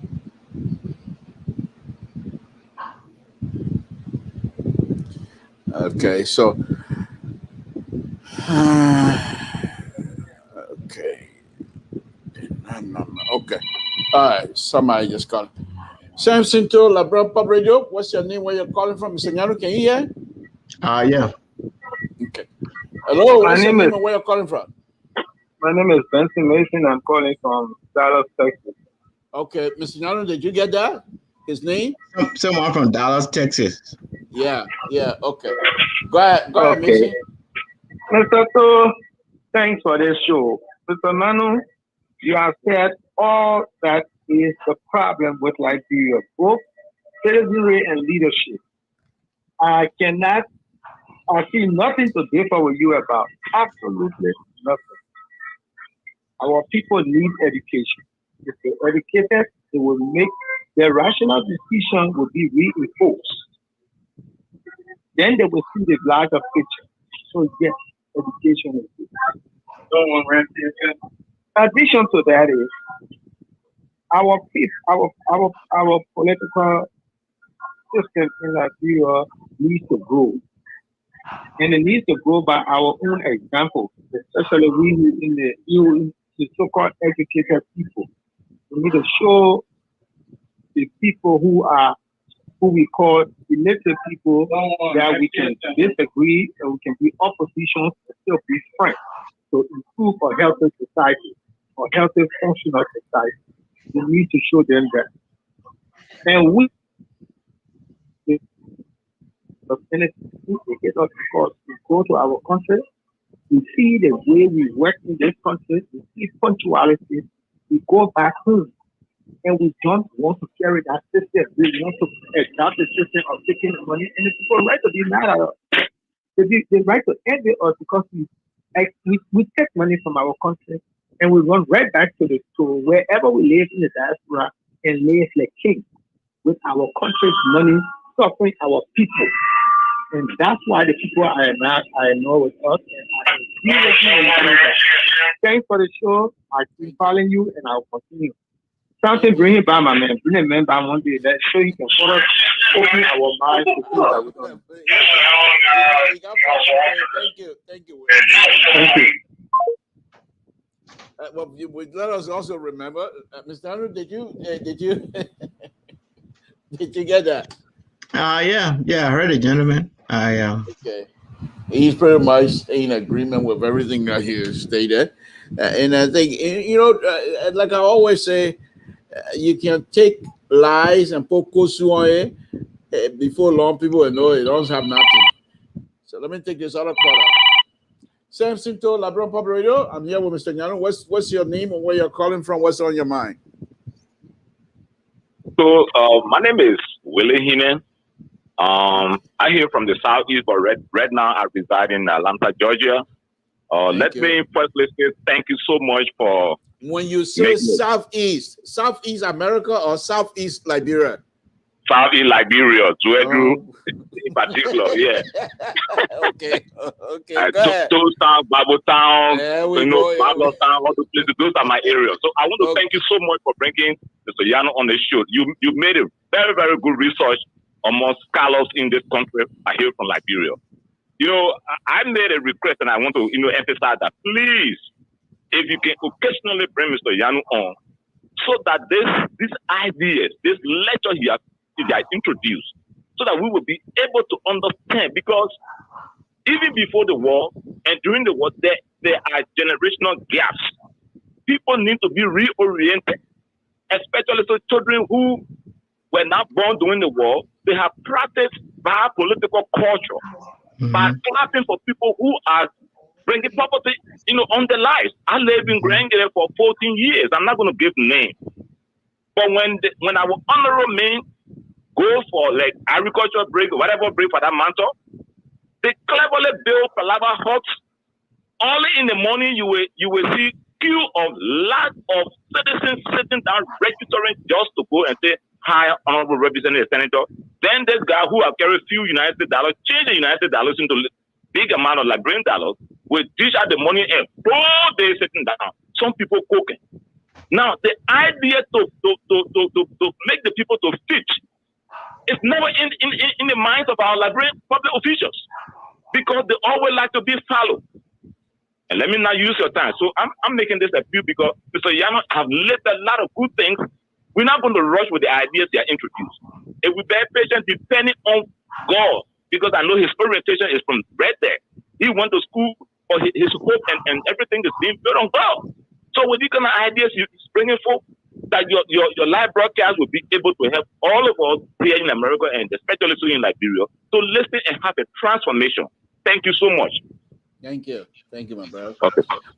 Mr. NYANUE, you want to make a comment on that on E2? Because basically they're just asking to see if you can come back. Like I said, I'm not surprised with their request, because I know who you are and I've had several conversations. But before that, let me just ask you this. Before I brought down something earlier, let me just ask you this. Years back, you were in charge of an organization, LONA, which the intent of LONA then was to help to educate Liberians before the election, to educate Liberians on their constitutional rights, their voting rights, and what have you. And of course, we did all we can, but we're not up there. Do you think it's about time that document is dusted off and perhaps be brought back live again? You think it will be helpful at this time? Something LONA really the idea of Luna never ceased, you know, because one of the things for us here in the diaspora that I think frustrates a lot of us is getting reliable partners on the ground with whom to work to do quality work. You know, so that was a challenge that Luna had. Who could be our partner on the ground? We're not able to get that partner. But the concepts, you know, upon which Luna was established, those concepts still live. And in fact, I mean, whatever I do, for me, that's the foundation from which, you know, I operate. When I went to Liberia, my friend Jan Boyu from Nima, he and I, you know, had a group of young people. I mean, they were from everywhere, you know, that we work with. I think between him and myself, we've spent pretty close to $20,000 on those young people. One of them today is in Las Vegas. We helped him to come here to the U.S. He went to Clark University. Right now, he's in Las Vegas. And I mean, the young people we didn't know in this particular young man, in fact, is a Madingo guy. Can you hold on 1 minute? Can you hold on, sir? Let Mr. Nyanu finish a thought, and then I'll come to you. Just hold on. I'm not going to cut you off. Go ahead, Mr. Nyanu, finish it. Yeah. So that the whole concept, Samson. That's why I decided to write my second book, right? Because in this book, these ideas that I'm sharing with you now, a lot of them are in this book. So I'm praying sometime next year, you know, I will be able to publish the book. Is it going to be published from Babylon, or because you're going to be going home shortly? So, you know, something that is the beauty of technology, though, because I got through writing the last chapter yesterday. I mean, I had some friends who are reviewing the manuscript with me, and they're all over the place. You know, I just emailed the manuscript to them to read it. So even when I'm in Bawotown, I mean, you're interested to know that I have network on my farm in Bawotown. So even I used to call my wife from the farm. So even from there, I can email my manuscript to the publisher and they will publish it. So it really doesn't matter now. I mean, technology has made life so much easier. So, you know, I don't have a date yet, by which I will publish it. I'm hoping it's going to be sometime next year. But these are the things that I'm talking about in the book, right? Because when I talk about leadership, because to me, that is Liberia's Achilles heel. It's leadership. It's a lack of leadership. You know, I was in Liberia one time. President Ellen Johnson Sirleaf came from Ethiopia. And the journalist went to meet her at the airport, and she was telling them how impressed she was with Ethiopia. And then she was saying, comparing Ethiopia to Liberia, how Liberian people, you know, were lazy. They didn't want to do this. They didn't want to do that. And I was saying to myself, Ethiopia is not a young country. You know, Ethiopia has been around. What is different in Ethiopia today that she saw all the physical improvement and development was because they had a new leader. The leader made all the difference. People talking about Rwanda today. Why? It's because of Kagame. It's because of Kagame. So I'm saying that in the thing that I'm writing, that I think Liberia is getting to a place where we may create the critical mass of Liberians who are tired with this mess in Liberia. You know, I'm saying that critical mass, we are approaching that critical mass. And it's not just about, because there are people in Liberia who are fed up with all this nonsense too. But we got a lot of people, young people, middle-aged people in the diaspora who are tired with this mess. And I'm saying if those people can coalesce around these ideas, they might be able to transform Liberia. And that's why I keep saying, you see, Liberia, right now, the problem with Liberia is everybody looking to the next election. So right now, everybody's concentration is on 2023. Nobody's looking beyond 2023. And people who want to contest, if they lose in 2023, then they start looking to 2029. They don't look beyond one election cycle. You cannot redeem Liberia like that. Right? So I'm saying, I'm listening to, the comments, people who are making comments, and I'm saying these are potential people who could coalesce around ideas, not to follow any one person, but they are being brought together because of their shared vision and values. And they are the ones that ultimately may be able to change Liberia. All right. Let me take this caller. He's been on here for a while. Caller, go ahead. Go ahead. We're listening. What's your name and where you're calling from, man? Please. Thank you for your patience. Go ahead. Yeah, no problem. This is Mikey S. Manu. I want to say thank you for bringing your honorable man in your studio tonight. And all that he been talking is so amazing, and I'm so happy to even hear him tonight. And I just want to just suggest to him, while we're talking about the education, those knowledge that he's giving out, they are very important for our people. And I want you to please find me to schedule appointment with the Smile or Radio in Dreadru to have the same conversation on the show, because most of our people over there listen to that show. And if we have the same thing he's doing with you tonight, if we can do it with Smile Radio in Dreadru, I think our people will get a basic, the whole thing that you're talking about is going to get a clear picture. Because this is just communication. It needs to go to the people. So if you get that appointment, I think it will be fun for our people to try to see live. But I really appreciate everything that you said tonight, and I want you to keep coming on like our friend said. We'll really be happy to keep hearing from you and learn from you. Thank you so much, sir. Thank you. Thank you.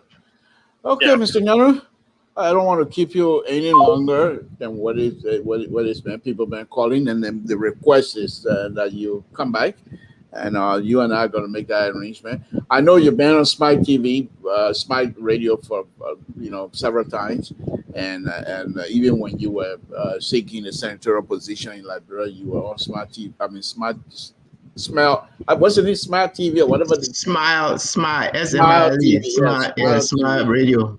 Yeah, Smile Radio. So I'm sure you will connect with them again once you get back in Zadru.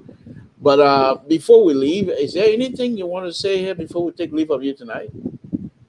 Well, something I just want to say thank you too for the opportunity. Liberia is our common, the big word is our common patrimony, right? Is the thing that all of us have in common. I remember when I was planning to go to Liberia the first time, since we came to the US in 91. And when I was going back the second time, there was a lady in my church. She came to me and she said, Mr. Nyanu, I hear you're going back. You plan to go to Liberia? I said, yeah. She said, you sure you want to go back over there?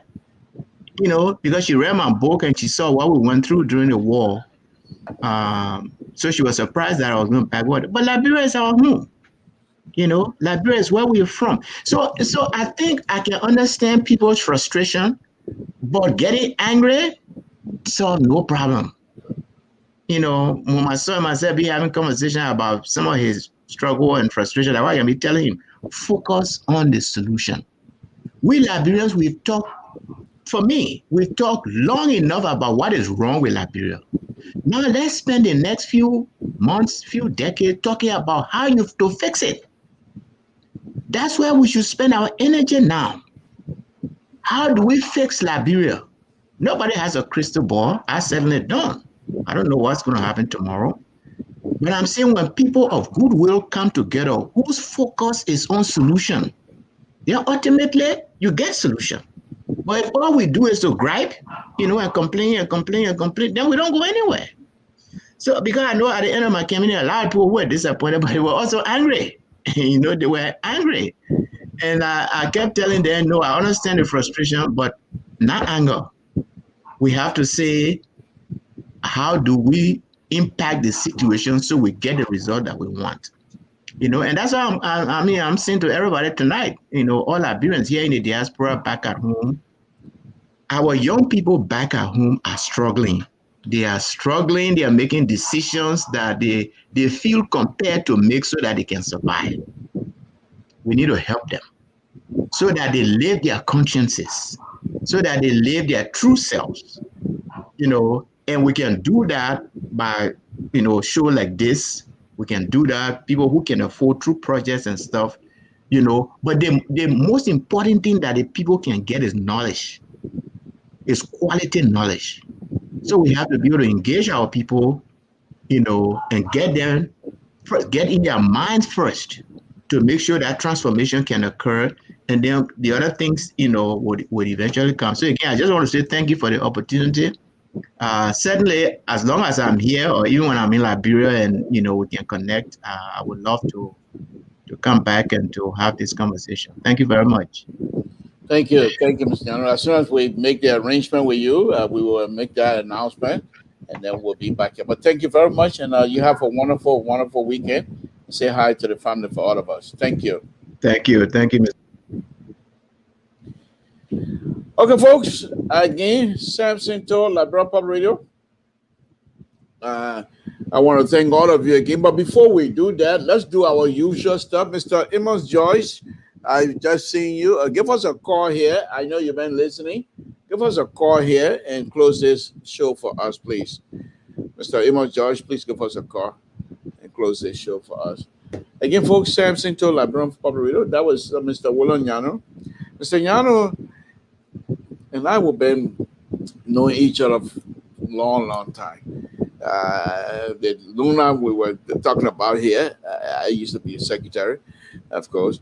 And then when Mr. NYANUE became the president of Grand GEDEH Association, he actually transformed the Grand GEDEH Association from people like me.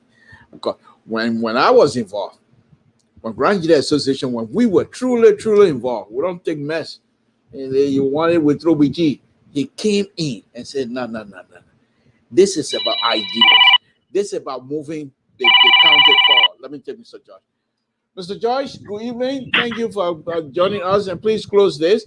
Mr. So was gracious enough to show me now the other platform that we use. So I think you and I can use this platform as much as possible now as well. Now I'm going to stay away from the money, the high money aim, which is difficult to run sometimes, and we can do this here. So, but go ahead. What do you make of the show tonight with Mr. NYANUE explanation of everything else? Oh, his exposés were great, but these are the same thing we continue to talk about: leadership, integrity, ethical. Because whether you like it or not, the leader of the country is the one that sets the tune. Because everything Mr. NYANUE has said boils down to leadership. To transform the minds of the people, if we have a good leader, once he set that tone, we all will fall in line.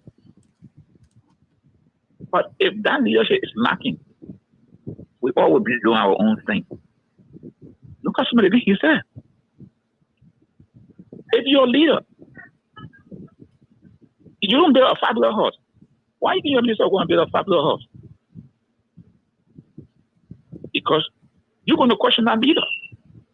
How he got that money? You're going to question him, he or she.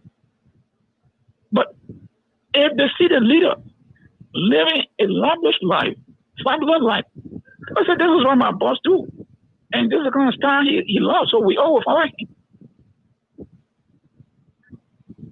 Look how close people wear, some of the leaders wear. Why do you think people follow that style?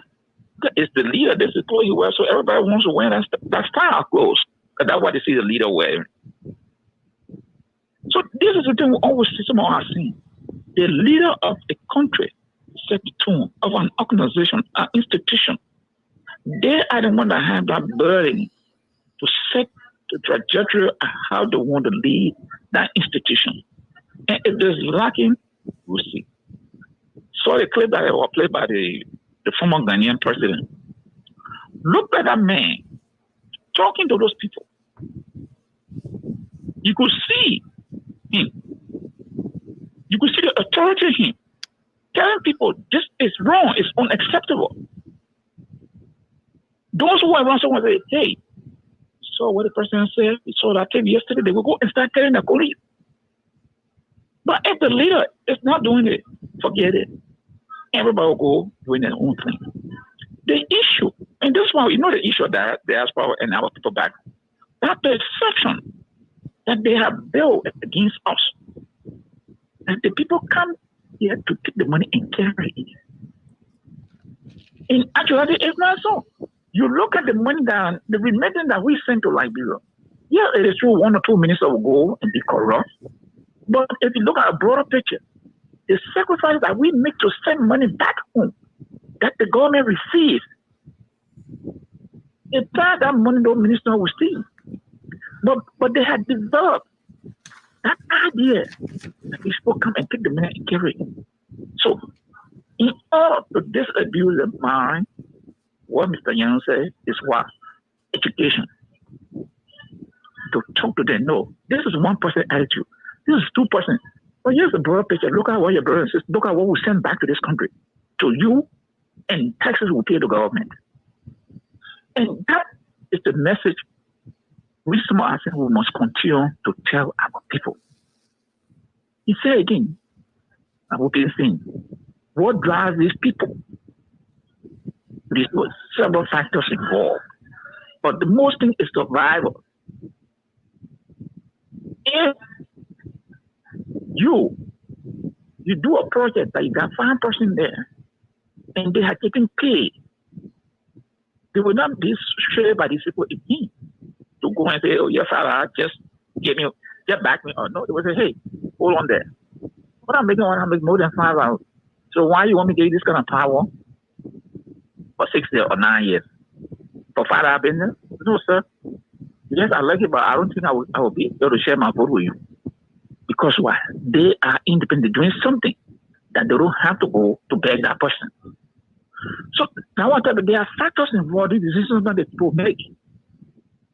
But as he said, if we start doing things that these people becoming independent, educated, then they will start shifting away from that kind of mentality. But again, it's not an overnight thing. He's already stated. No. This is the transformation Liberia needs. A radical transformation in the sense that someone will stand up and say, no, we have done this 150 years, 174 years. We cannot go down this road. Turn this way around. Take for example, and you come and say, no, what thing? Moreover, as far as concerned, the next 4 years, we're not doing no more development in Morovia. All the development will be shipped into the hinterland, the countryside. We are selecting this country, 2 years, this other country, 2 years with this project. This will be our focus, and this is what we want to concentrate on. That will be a dramatic change. People will start migrating to those areas because why? Institutions will be built, and they will need people to work. People start migrating to those areas. But look at today. 80% of development in the country is right around Morovia. Mm-hmm. Right around Morovia. So you are bringing more people into the city, putting pressure.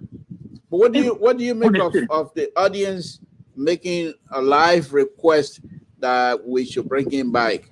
What do you make of that? Oh yes, but Mr. So, these are the people who support us. So if they say, bring this girl back, that will call by popular demand. Mm-hmm. It's supposed to bring him back. Yeah, and because the first thing is a mature old man, well organized, educated, well composed. He show no emotion. So people enjoy the conversation that you are having. And the honest conversation. He didn't bash anybody, bad more anybody. No.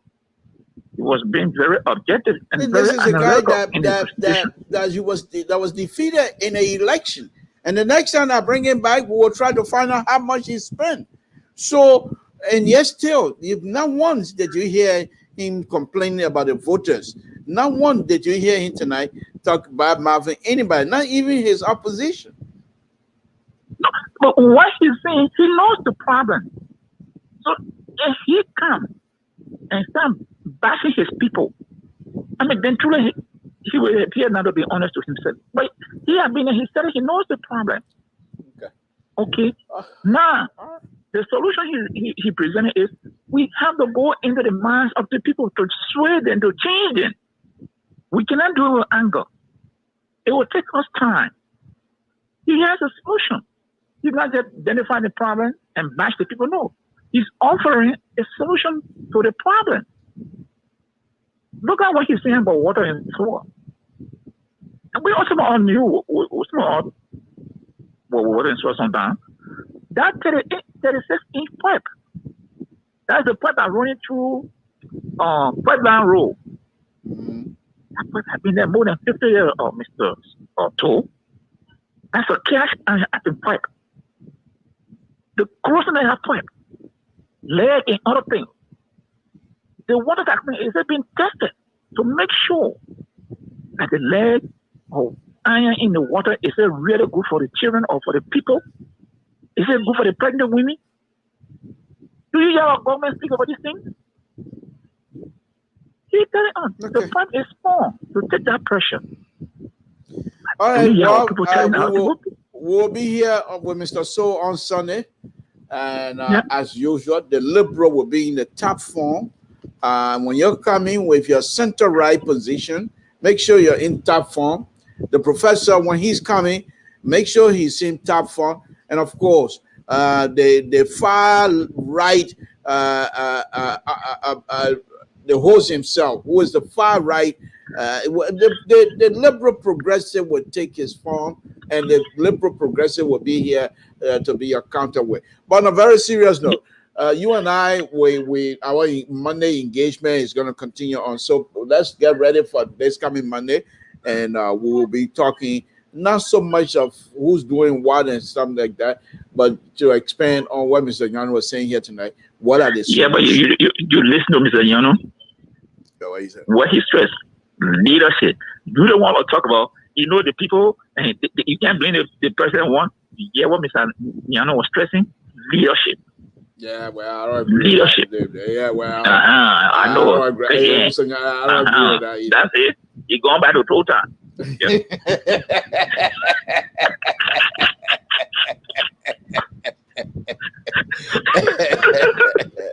All right, Mr. Josh, thank you very much. We got to call it quit here. Thank you very much. We appreciate it. All right, good night.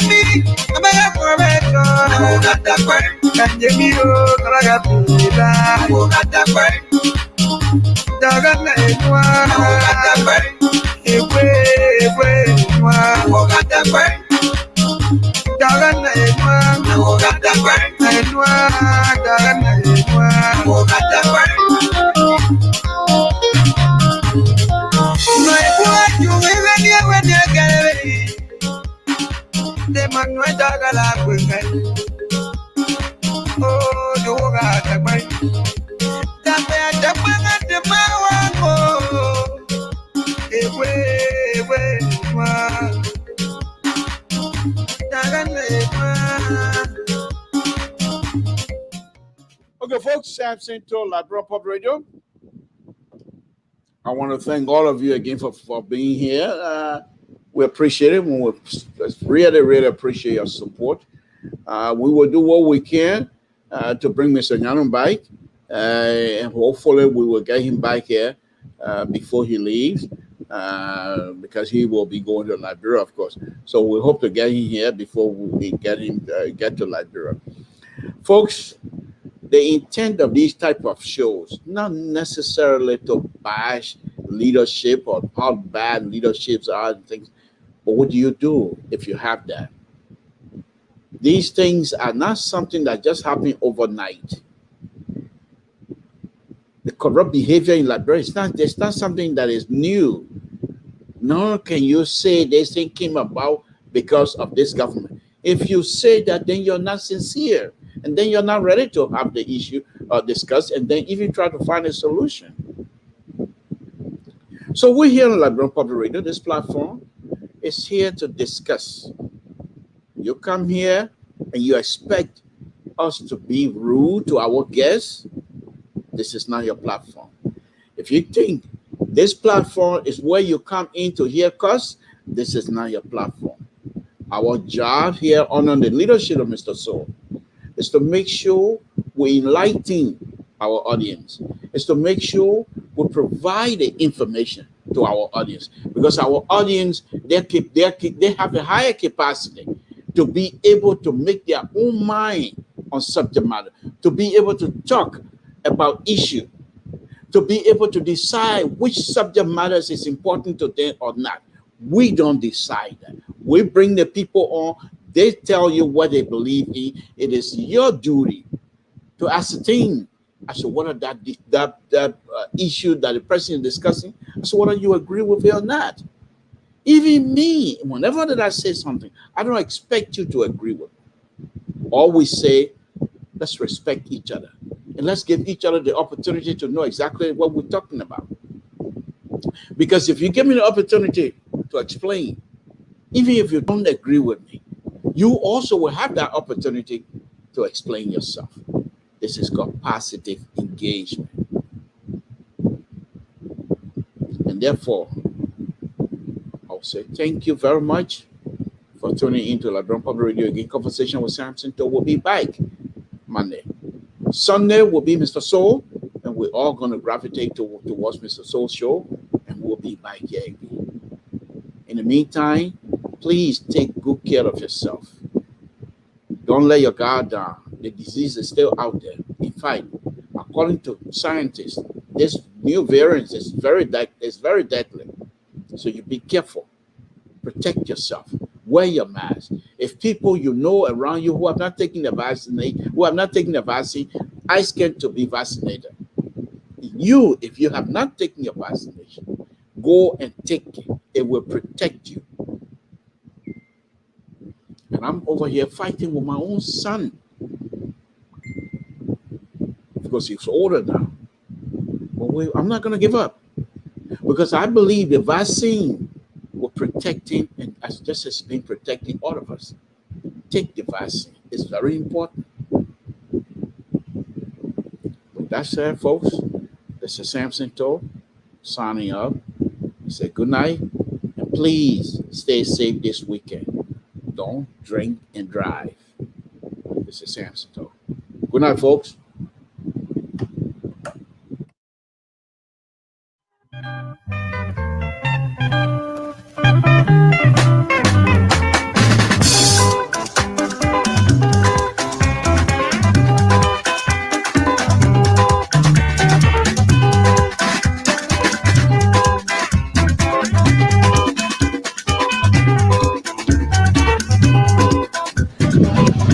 No, this is a big cup, isn't it?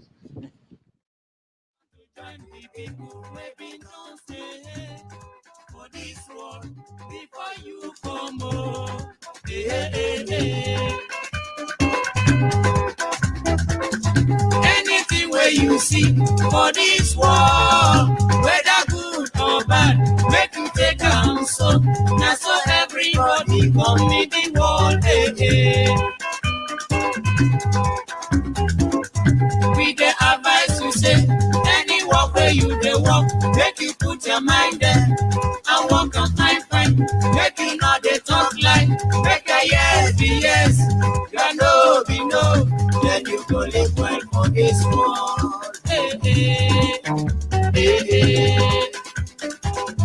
So God go bless you, give you long life, give you many birthdays again.